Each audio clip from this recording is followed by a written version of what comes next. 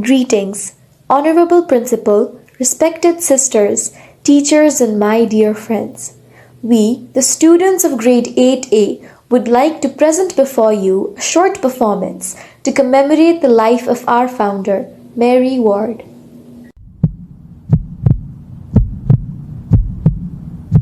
She has drowned in her own ocean. Those depths have tangled her. She has forgotten to swim. She has drowned in her own sea. A sea of fear. A sea of despair. Her world devoid of dreams. Her destiny unknown. She tells herself she loves this phase, but she looks in the mirror and feels so out of place. Yet, she marched towards her ambitions despite the troubles she faced. She lived and worked for voices unheard, unseen. Greater things have been achieved through every step she took forward.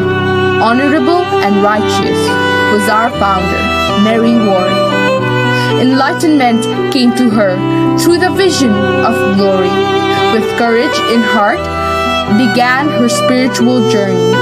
In the year of 1609, she met women with like minds. They thus got engaged in apostolic work, for she worked to change the law. Even so, she was humiliated. Still, she strived towards her ambitions and saw no tomorrow. With eyes brimming with love and a heart filled with hope, she crushed her vines in vanity. She charged towards her goal, for she had conquered herself and strived to conquer all. Take the same of society. She heard voices of the Almighty. She started a congregation for the betterment of all.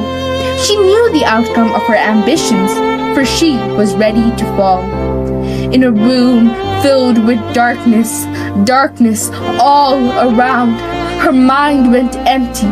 No hope could be found. She found herself in filth and pain. Yes, she was locked up, her hopes all torn apart.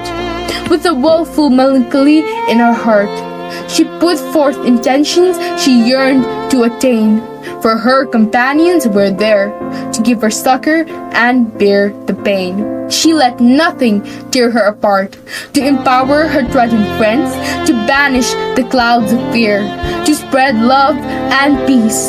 She fought to challenge all, for she had conquered herself. She could conquer all. She had found schools and houses, but people approval eluded them.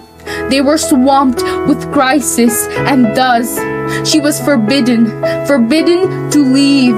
Yet her struggles had still flourished as institutions were formed and women finally dared to dream. For she was known to do the unheard and unseen. She took a step forward and stumbled back 3, but she came back stronger than she could ever be. For she had conquered herself, she had conquered all.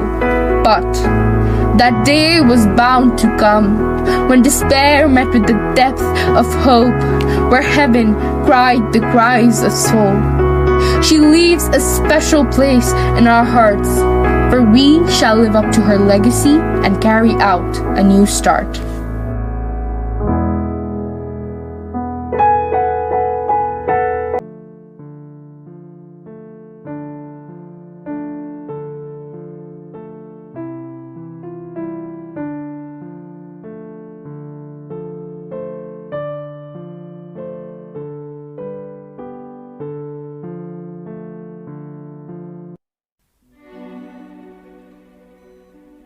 I am Eleanor. Like any other woman, I am expected to be tender, fragile, and timid. I am expected to bear someone's children, not books. Keep my emotions in my eyes, then I'm formidable. Let them out, and I'm dramatic. My fingertips are meant to be plotted on the brim of pots and pans, and not on the spine of books. My ears are to hear the deafening and harrowing cries of abused women, and not to hear them speak their minds. God can't possibly have made men and women in His image and wanted men to prosper while the women suffer. He can't possibly be so heartless that He would want young girls and their tender hands to be bruised by weight and fire, and not for them to write words and thoughts that will change the world. But I know it isn't God that made it this way. नारी जसले संसारमा नयाँ जीवनको रंग भर्छिन्, सन्तानलाई ममताका साथ हुर्काई जीवन प्रदान गर्छिन्। नारी जसले आफ्नो भूमिका चाहे छोरी, श्रीमती अथवा माताको रूपमा नै किन नहोस् निपुणताका साथ निभाउने गर्छिन्। तिनै नारीहरू आज समाजमा अपहेलित हुँदै अशिक्षाको अन्धकारमा आफ्नो जीवन बिताउन बाध्य छन्। के शिक्षा पाउनु मानवको जन्मसिद्ध अधिकार होइन? त्यसो भए किन यो अधिकार नारीबाट खुसिँदैछ? के त्यस्तो दिन हामी देख्न पाउने छौं जब नारीका विचार र योजनाले देशलाई उन्नतितर्फ लम्काउने छ? नारी केही कारण संसार चलिरहेको छ, त्यसैले नारी पुरुष भन्दा कम छैनन्। अब समय आएको छ, अब नारी शक्तिले आफ्नो वास्तविक रूप संसार सामु ल्याउने छ। अब नारीहरू निर्भीकताका साथ अघि बढ्ने छन्। Since the time of Eleanor, the rights of women have seen both sunlight and darkness, but the clouds are slowly fading away. Marie Curie, who shook the world with her groundbreaking research, was a woman. Jane Austen, whose literary works are read and loved by people all over the world, was a woman. Frida Kahlo, who was the artist behind famous, thought-provoking, and renowned artworks, was a woman. Women have proven themselves to be as capable as men in all aspects. We fought and are still fighting the battle against inequality and making our voices heard. Women in the past, such as Mary Ward, would be proud of what women have become today. The fight isn't over, but we are reaching victory. And as said by Mary Ward, I hope that women in time to come will do much.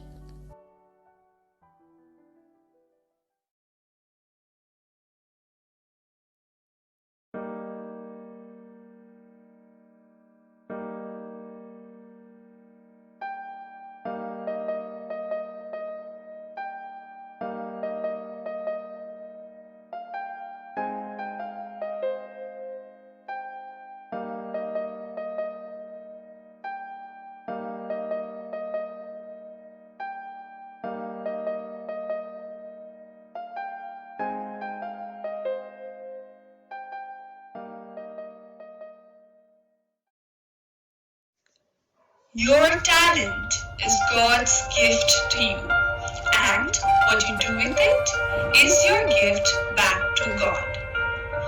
Everybody withholds talent, and so do you. You are unique and don't need to do what everybody else does. Simply have the responsibility of developing the talents given to you. After all, the saddest thing in life is wasted talent.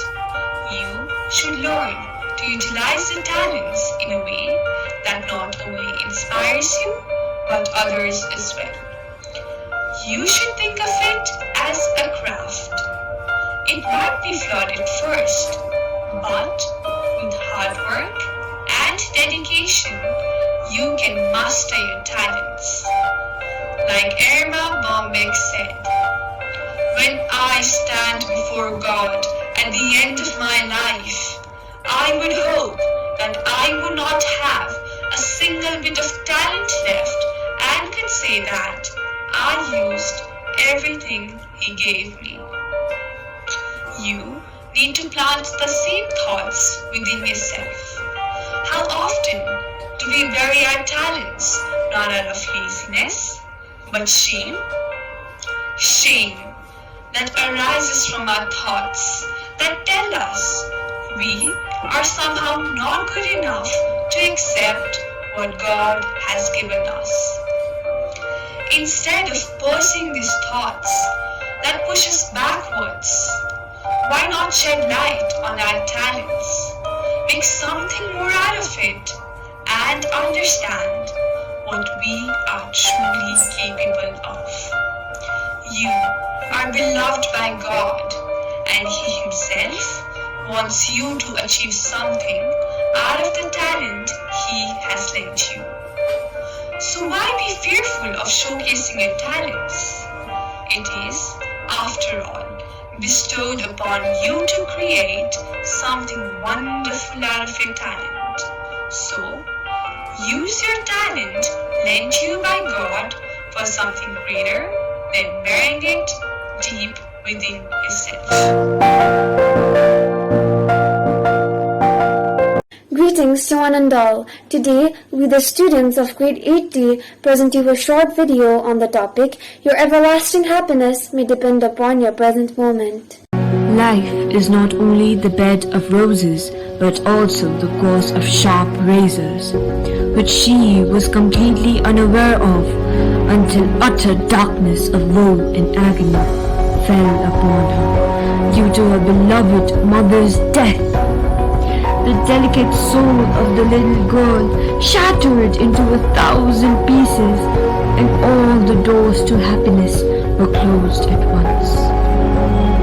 She wished to move further.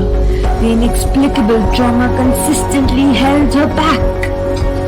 Time passed by, and she started to realize that it was not the dreadful hour that caused her to be disheartened, but the recurring thoughts pertaining to the past had dragged her back time and again. She then had an exceedingly bold aspect of herself that inspired her to live in the present and be grateful for what she had and who she was surrounded with at the moment.